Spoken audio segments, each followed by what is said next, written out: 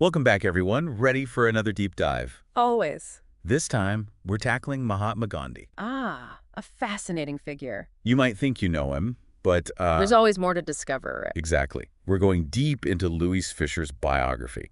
And trust me, it reveals a side of Gandhi you probably haven't seen. Oh, I'm intrigued. So, buckle up. We're uncovering some fascinating, lesser-known aspects of his journey. Sounds good. Let's start at the beginning. All Early life. right. You wouldn't believe it, but young Gandhi was a bit of a rebel. Smoking, stealing, even messing around with poisonous seeds. Interesting. That's not the image that usually comes to mind. Right. But even that rebellious streak seems to stem from a strong sense of morality. You're thinking of the story about the exam. Exactly. Nice. Refusing to cheat even when the teacher practically gave him permission. It does suggest a strong internal compass. And that morality was deeply rooted in his family and upbringing. Absolutely. His grandfather, Uttam Chand, exiled from his position as Prime Minister of Porbandar. All because of his unwavering loyalty. Imagine saluting a ruler with your left hand and saying, "The right hand is already pledged to Porbandar." Wow. Talk about dedication. That takes principle. Then there's that story about the brothel. Oh, yes, arranged by his friend Sheikh Mahtab. Young Gandhi goes in, expecting, well, who knows what a young man expects. Yeah. He's so flustered, so tongue-tied, they practically show him the door. It's a funny anecdote, but it does illustrate that even amidst youthful exploration, Gandhi had a strong sense of right and wrong. It makes you wonder how these early experiences shaped him. For sure. And speaking of shaping, his trip to England was a huge turning point. Huge. Faced opposition from his own community, the Maud Banayas.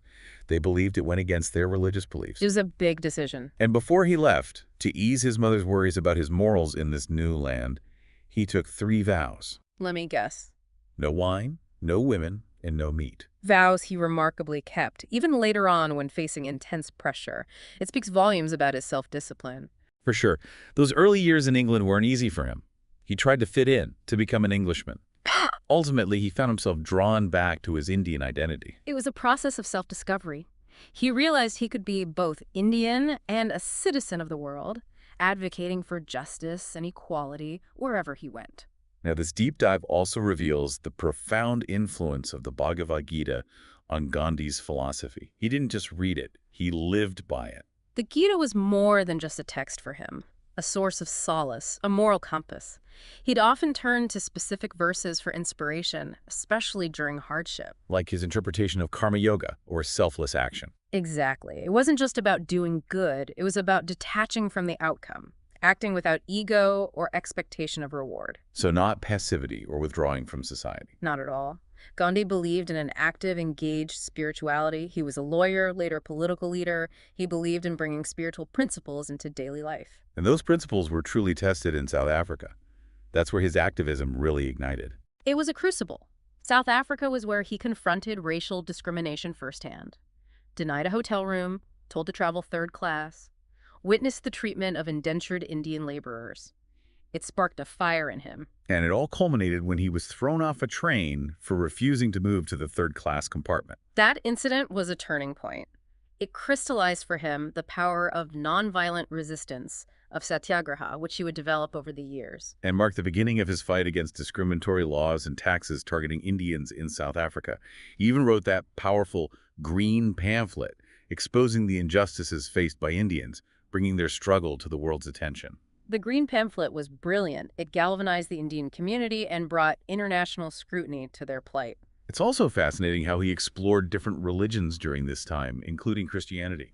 His engagement with Christianity alongside his deep Hindu faith shows his belief in the universality of truth across religions. He wasn't about converting anyone, but about finding the common threads that bind us. Not my religion versus yours, but about finding common ground. Exactly. His was a spirituality of inclusivity and dialogue, seeking to understand the divine through various lenses. And it was in South Africa that Satyagraha, his philosophy of nonviolent resistance, really began to take shape. Not just passive resistance, harnessing the moral force of truth and love to bring about change. It's interesting how the writings of Tolstoy and their correspondence about nonviolence played a role in solidifying Gandhi's commitment to this path. Tolstoy became a kind of spiritual mentor for Gandhi, even though they never met in person.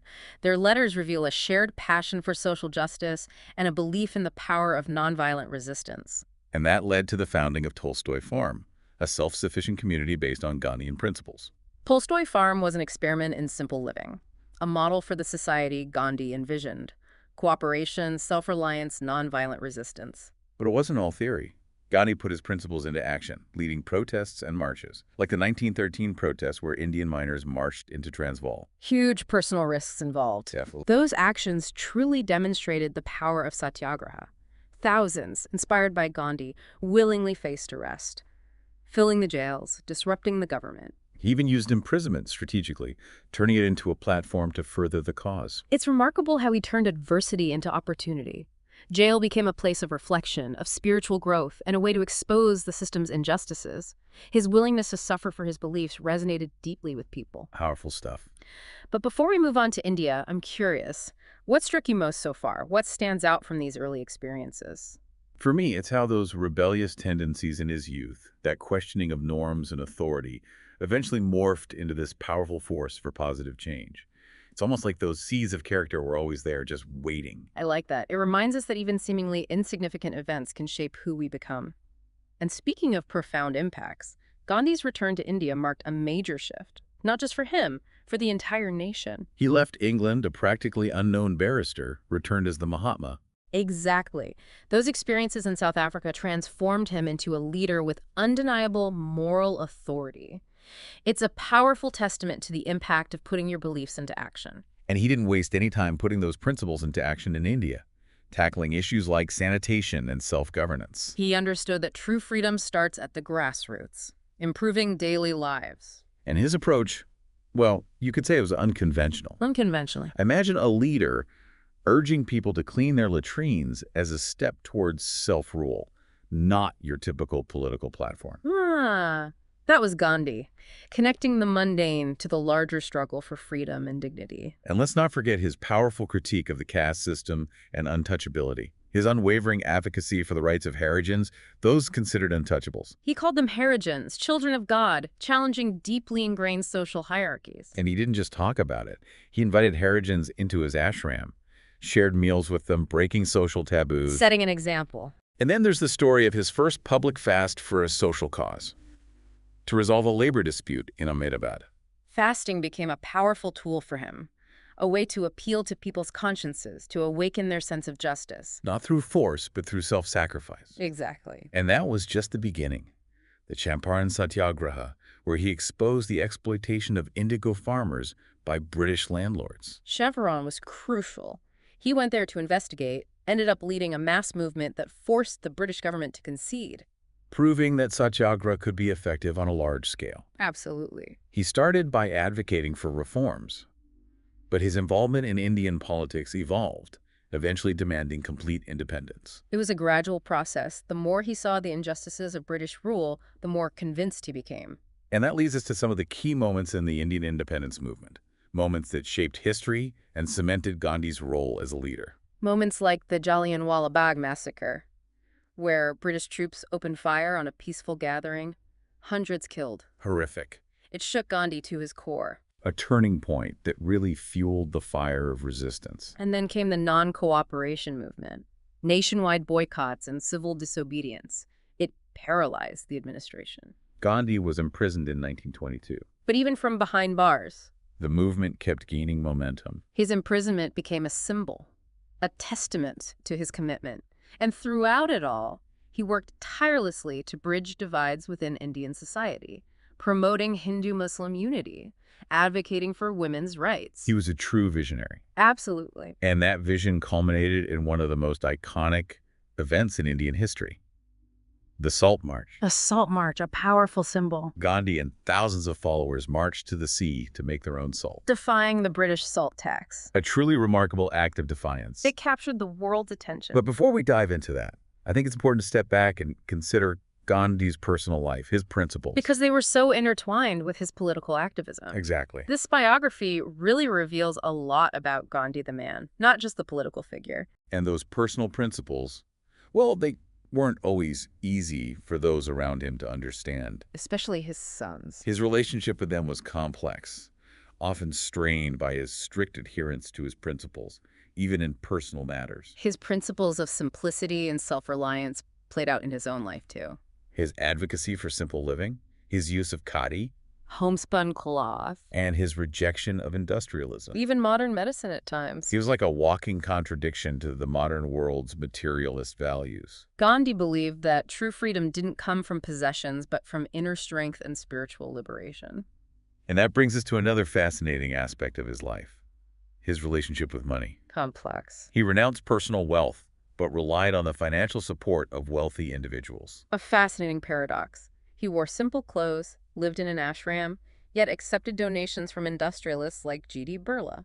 Some might call it hypocrisy. I think it's more nuanced. He wasn't afraid to ask for help, but he also held those donors accountable, challenged them to use their wealth for good. Remember that famous quote? It costs a lot of money to keep Gandhi living in poverty. Huh. It highlights the complexity.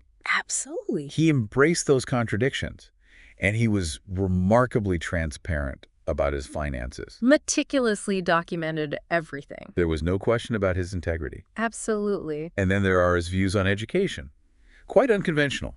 In what way? He wasn't anti-intellectual, but he believed education should be holistic, encompassing moral and spiritual development alongside academic learning. He emphasized character building. More than just acquiring knowledge. He felt traditional education missed the mark. He did. And his leadership style reflected that. Definitely. He didn't lead from a distance. He immersed himself in the lives of everyday people, working alongside them, sharing their struggles. Leading by example. He understood that true change comes from empowering people to act for themselves, not imposing your will. His leadership wasn't about charisma or speeches. It was about moral authority. Aligning his actions with his principles. And his willingness to suffer for his beliefs. He truly embodied the values he preached. That's what made him so potent. Absolutely. But let's not forget, he was human. This biography reveals his flaws, his struggles. He wasn't some flawless saint. He was complex. And that makes him even more relatable. It shows that striving for greatness isn't about being perfect. It's about acknowledging our flaws, learning, and continuously striving. So much covered already. We have. From his rebellious youth to his transformative experiences in South Africa, his impact on the Indian independence movement, his deeply personal principles. It's been a journey. It has. What resonates most with you so far? It's incredible how one man's commitment to truth and nonviolence could shake an empire. He was a revolutionary, not in the traditional sense, but in his ability to inspire millions to stand up for justice. Absolutely. It makes you wonder, how can we apply his teachings to the challenges we face today, in a world still grappling with violence, injustice, and inequality? That's definitely something to think about as we continue our deep dive. Picking up where we left off, Gandhi's final years. Incredible triumph, profound tragedy. Bittersweet, right? India's independence, but the violence of partition and his assassination. It's almost too ironic. The man dedicated to peace, becoming a victim of violence. His role in the negotiations for independence and partition, it was crucial, painful, and complex. Gandhi always championed a unified India, right? Advocating for Hindu-Muslim unity. But things were changing. The demand for Pakistan was growing stronger. He ultimately accepted partition, but it weighed on him. He knew the potential for violence. Must have been heartbreaking. A recognition that even ideals have to bend sometimes. It was, but his commitment to peace never wavered, even as violence erupted during partition. Imagine, at 78 years old, traveling through those riot-torn regions, pleading for calm, putting himself in harm's way. His faith in nonviolence, unshakable. Then, his final fast in 1948, promoting peace in Delhi. He put his life on the line. And it worked, didn't it? To a degree. His fast led to a ceasefire, restored some order. Tragically, it was short-lived. Days after ending his fast, assassinated, a Hindu extremist believed Gandhi was too accommodating to Muslims. Chilling. A reminder of how fragile peace is, how easily hatred takes root. But his legacy as a moral leader lives on. Absolutely. His message transcends borders, cultures. He proved that even empires can be challenged by truth and love. And his legacy isn't just about the past. It's about applying his teachings to the present. We talked earlier about Gandhi's relationship with money. That really stood out in the biography. It's a fascinating aspect, isn't it? The tension between renouncing wealth and relying on support from the wealthy. It seems like such a paradox. Simple living, homespun clothes, ashram life, but accepting donations from industrialists. Like G.D. Birla. Yeah, easy to see how it could be viewed as hypocritical. I think it's more complex than that. He held those donors accountable, challenged them to use their wealth for good. That quote from Mrs. Naidu. It costs a lot of money to keep Gandhi living in poverty. Always makes me smile. But it gets to the heart of it. The complex interplay between principles and practical realities. And his transparency, meticulously documenting everything. His integrity was undeniable. And his views on education, so unconventional. I'm curious to hear your thoughts. He believed in education that went beyond just knowledge, right? Shaping character, nurturing a sense of service. He felt traditional education missed that. That letter to his son from prison. Stressing experiential learning, serving others, facing challenges head-on. He really believed in learning by doing. As his leadership style showed. He didn't just talk the talk. Immersed himself in people's lives, working alongside them, sharing their struggles. Leading by example. True change, she believed, comes from empowering people. Not from imposing your will. His leadership wasn't about charisma, it was about moral authority. Living by his principles. And his willingness to suffer for those beliefs. It's important to remember, though, this biography presents him as a complex human being. Flaws, doubts, struggles. Not some perfect saint. Which makes him all the more relatable. Shows that striving for greatness isn't about perfection. It's about acknowledging our flaws and striving to be better. And what about Gandhi's legacy? What resonates most with you? What's most relevant today? For me, it's his faith in nonviolence. In a world consumed by conflict, his message of peace feels essential. I agree. His teachings offer an alternative to violence and aggression. And his emphasis on personal responsibility, simple living, connecting with nature. So relevant today. An antidote to materialism and consumerism. He reminds us that true happiness comes from harmony, not from possession. But let's shift gears for a moment.